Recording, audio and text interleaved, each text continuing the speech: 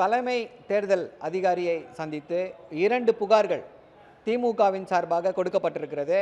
திமுகவுடைய அமைப்பு செயலாளர் அண்ணன் RS பாரதி அவர்கள் இந்த புகாரை கொடுத்திருக்கிறார். அந்த புகாரை இவரை சந்தித்து கொடுத்தோம். முதல் புகார் என்ன அப்படின்னா, திரு அண்ணாமலை அவர்கள் கோயம்புத்தூரில் முதல் முறை வாக்காளர்கள் அப்படின்னு சொல்லிட்டு அவர்களுக்காக நாங்கள் ஒரு போட்டியை வைத்திருக்கிறோம் அப்படின்னு சொல்லி அந்த போட்டியில் வெற்றி பெறுபவர்களுக்கு ப்ரைஸ் கொடுக்க போகிறோம் அப்படின்னு சொல்லி 6ஆம் தேதி 7ஆம் தேதி ப்ரைஸ் இருக்குது அப்படின்னு சொல்லி ஒரு விளம்பரத்தை செய்திருக்கிறார்கள்.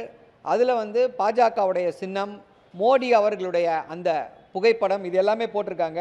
இதை குறிப்பிட்டு இந்த புகாரை கொடுத்துருக்குறோம்.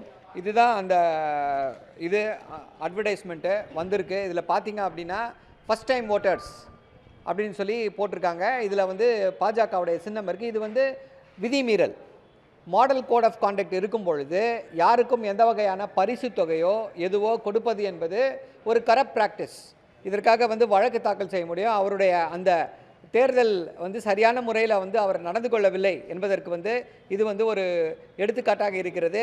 இதை பற்றி புகார் கொடுத்துருக்கிறோம். இங்கே தலைமை தேர்தல் அதிகாரி அங்கே இருக்கக்கூடிய ரிட்டர்னிங் ஆஃபீஸர், அந்த கோயம்புத்தூருடைய தேர்தல் அதிகாரிக்கிட்டையும் இந்த கம்ப்ளைண்ட்டை கொடுக்க சொல்லியிருக்காங்க. அங்கேயும் இந்த கம்ப்ளைண்ட் கொடுக்கப்பட்டிருக்கிறது. இதன் மீது நடவடிக்கை எடுக்கப்படும் என்று நம்புகிறோம். இதை உடனடியாக நிறுத்த வேண்டும் என்றும் கோரிக்கை வைத்திருக்கிறோம். இந்த விளையாட்டு போட்டிகளில் பரிசு கொடுப்பது என்பது தேர்தல் விதிமுறைகளுக்கு மீறானது என்பதையும் எடுத்து சொல்லியிருக்கிறோம். தகுந்த நடவடிக்கைகளை எடுப்பதாக உறுதியளித்திருக்கிறார். இது ஒரு கம்ப்ளைண்ட்டு. இன்னொரு கம்ப்ளைண்ட் பார்த்திங்கன்னா நீலகிரி தொகுதியில் பார்த்திங்கன்னா ஒரு 3 ஃபோன் நம்பர், அந்த 3 ஃபோன் நம்பரை இங்கே கொடுத்துருக்குறோம். கடந்த ஒரு வார காலமாக இந்த 3 ஃபோன் நம்பர்லேருந்து கண்டினியூஸாக கால்ஸ் வந்துக்கிட்டு இருக்கு.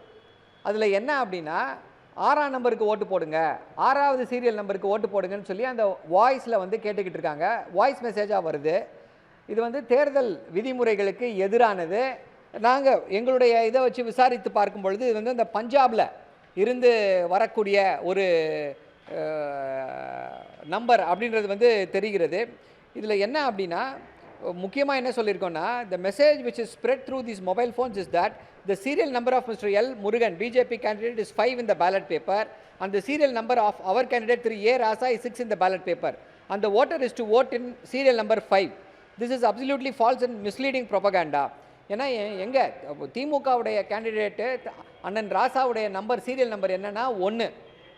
வேண்டுமென்றே அதை மாற்ற வேண்டும் என்பதற்காக இப்படிப்பட்ட எங்களுடைய இதை 6ன்னு சொல்லி போட்டு மாற்றி தேர்தலில் வாக்காளர்களை குழப்ப முயற்சி செய்து கொண்டிருக்கிறார்கள்.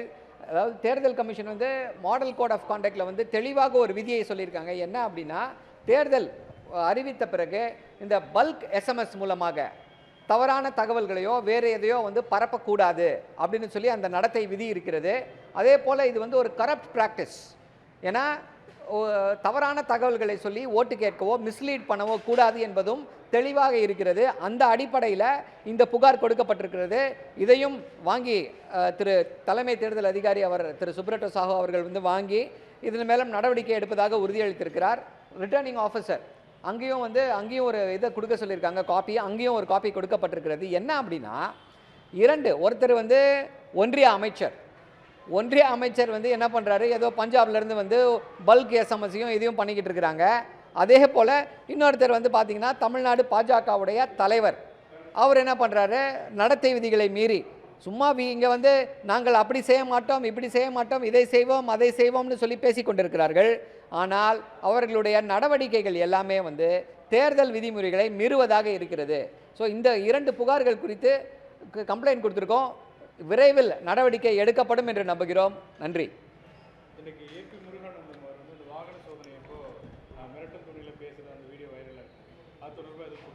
இல்லை, அது எல்லாருமே பார்த்துருக்காங்க. தொடர்ந்து இதைத்தான் சொல்லி வருகிறோம்.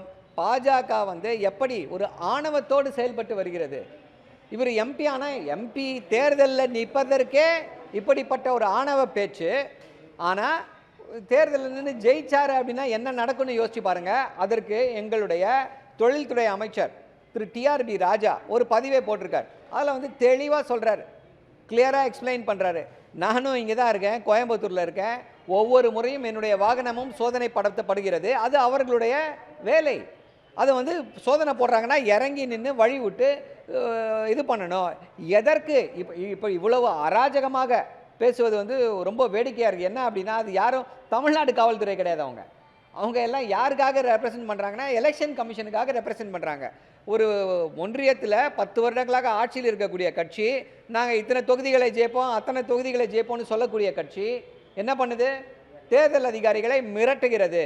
இது வந்து ஒரு அப்பட்டமான மிரட்டல், இன்டிமிடேஷன். அவங்க தேர்தல் நடவடிக்கைகளை அந்த இதில் ஈடுபடக்கூடாது. ஒருவேளை அந்த காரில் என்ன இருந்துச்சுன்னு நமக்கு தெரியல. அந்த இதில் வந்து அவர்கள் சோதனை செய்தார்களா இல்லையான்னு தெரியல.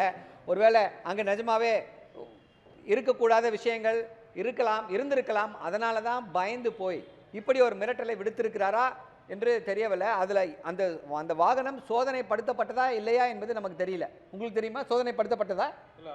அப்படியே விட்டுட்டாங்க. அதுதான் அப்போ ஏதாவது இருந்திருக்கும். அதனால தான் அதை வந்து அதை மறைப்பதற்காக, அதிலிருந்து தப்பிப்பதற்காக இப்படி ஒரு மிரட்டலை விடுத்து சென்றிருக்கிறார்கள். இது வாடிக்கை, பாஜகவுடைய வாடிக்கை. இது ஆணவமாக பேசுவது, அராஜகமாக நடந்து கொள்வது. இது ஒரு சின்ன எக்ஸாம்பிள். 10 வருடங்கள் என்ன செய்திருப்பாங்கன்றதை நீங்களே முடிவு செய்து கொள்ளுங்கள். அதில் ஐ திங்க் அவர் மேலே நடவடிக்கை எடுக்கப்பட்டிருக்கிறது. புகார்கள் பதிவு செய்யப்பட்டு காவல்துறை நடவடிக்கை எடுத்திருக்கு.